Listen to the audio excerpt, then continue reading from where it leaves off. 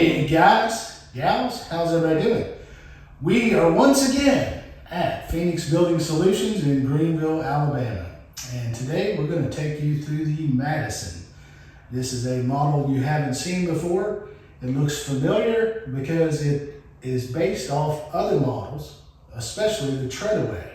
And what we want to do is just take you through it, show you the differences between it and the Treadaway, but let you look at this house on its own because it is very nice, very unique, very cool, and we hope you enjoy this tour.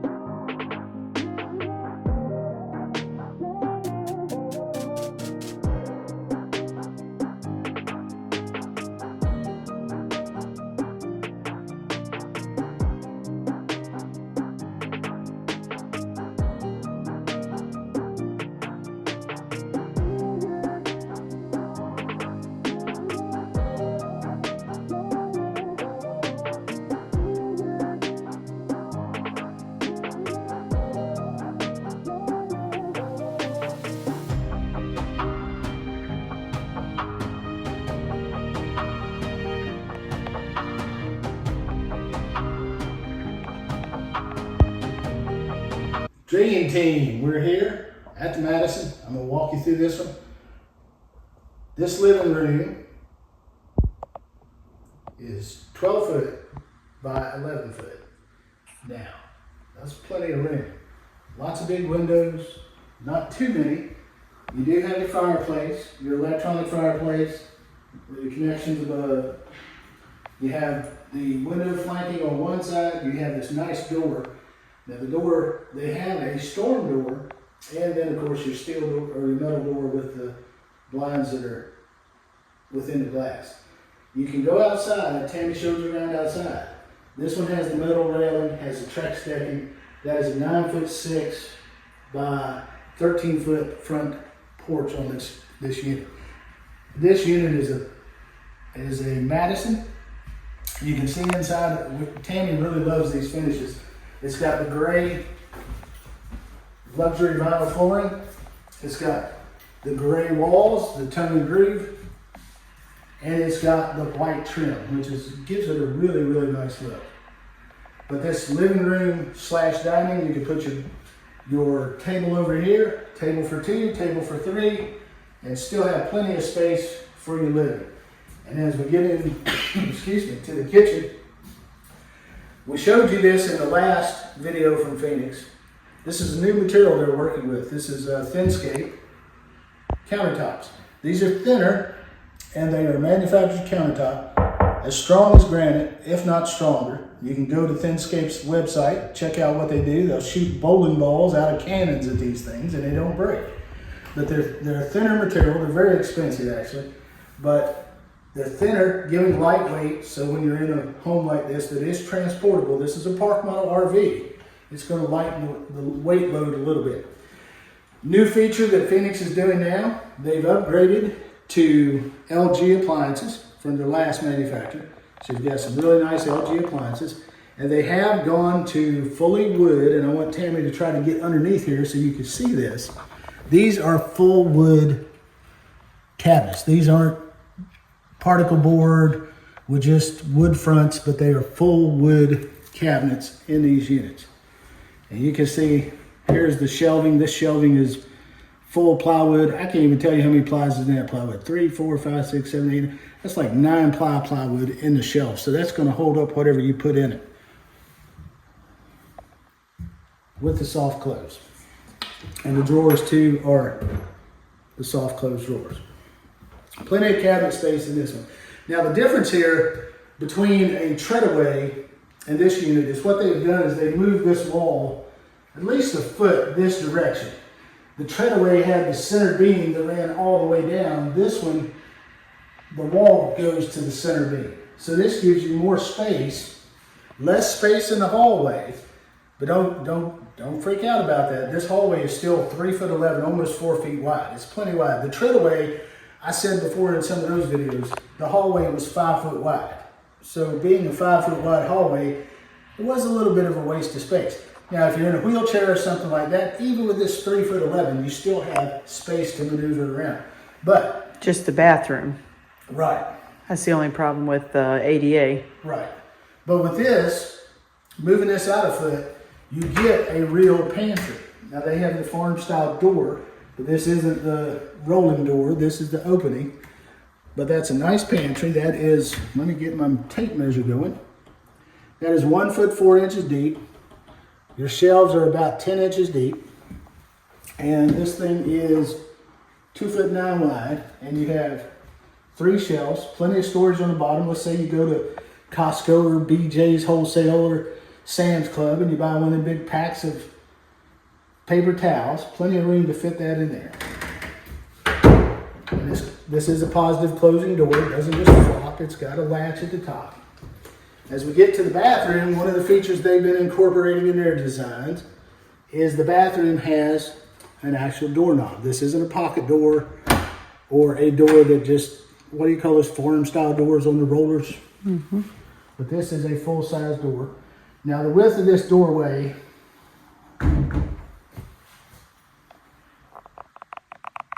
is 1 foot 11, almost 2 feet. So that's 24 inches. Could you explain?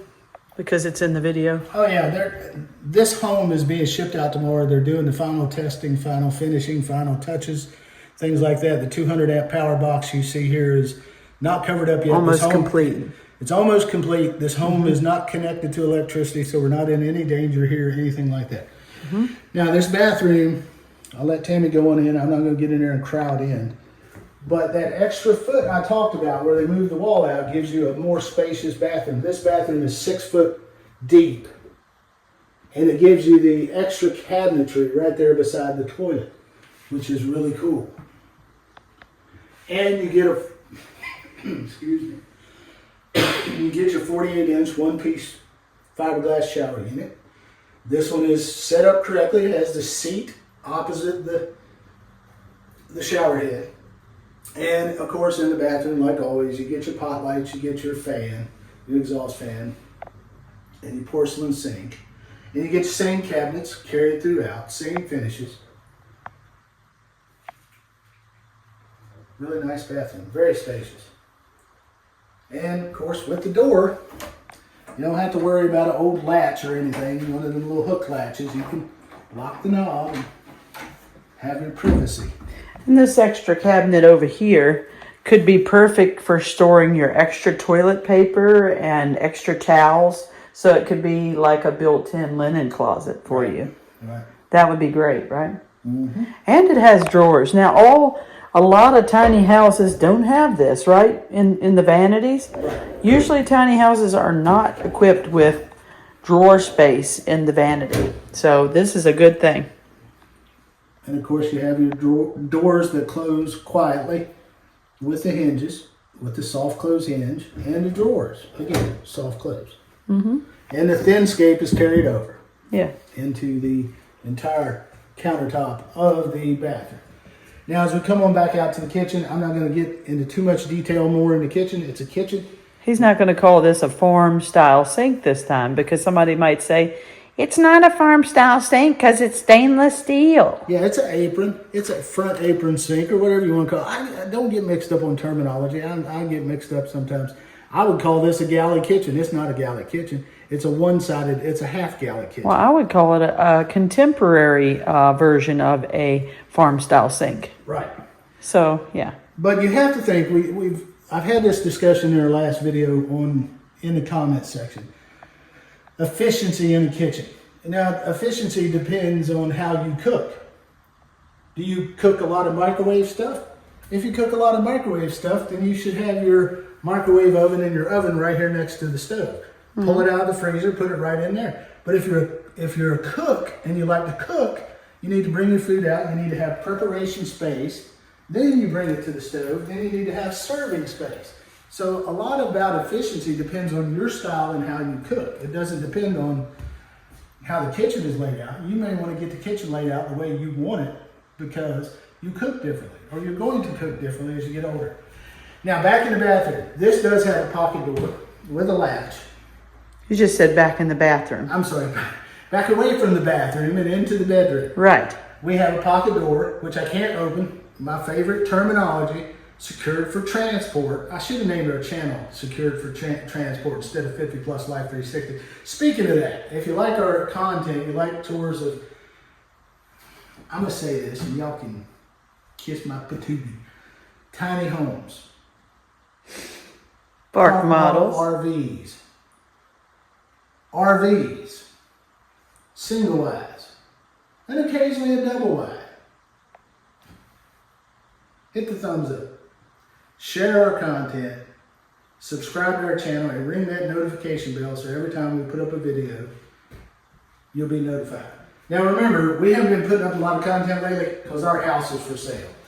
We've been doing all the finishing work and finally got it on the market, and we've been doing open houses and showings, and we've been busy with all that, so we haven't been able to show a lot of tiny homes, but trying to get back into the groove. Now we're in this primary bedroom, which is the only bedroom, so it's not really the primary, it is the bedroom. This is 9'10" from the door to the rear wall, and I can get my tape measure to cooperate. It's about 9'6" this direction. So you've got a little over 9 by, let's just say it's 9 by 10, about 90 square feet, a little less than 90 square feet in this bedroom. They've laid this one out with the transom type window. And now another improvement we've seen recently with Phoenix is they're putting a mini split in the front and a mini split in the rear. Now these are Della mini splits. This one I believe has the Rena tankless water heater, which you saw when you got the walk around.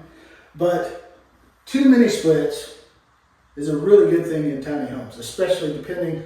This is a little smaller tiny home. It's pushing 390 some square feet, so not quite 400 square feet, but for an RV park model. You guys are gonna scold me for that, I know it. But anyway, as an RV park model, it's a little under the typical 399 square feet. And it depends on how the air flows, whether you need 1 or 2 mini splits, and a lot depends on you. Do you get hot at night when you sleep? Is the mini split in the front? Having one here in the rear is a positive with the bedroom. Now this, again, we had this discussion in the Treadaway home. You got your LG wash tower right to Tammy's right to the right of the camera. Beautiful wash tower. Tammy's like, I want one of these so bad.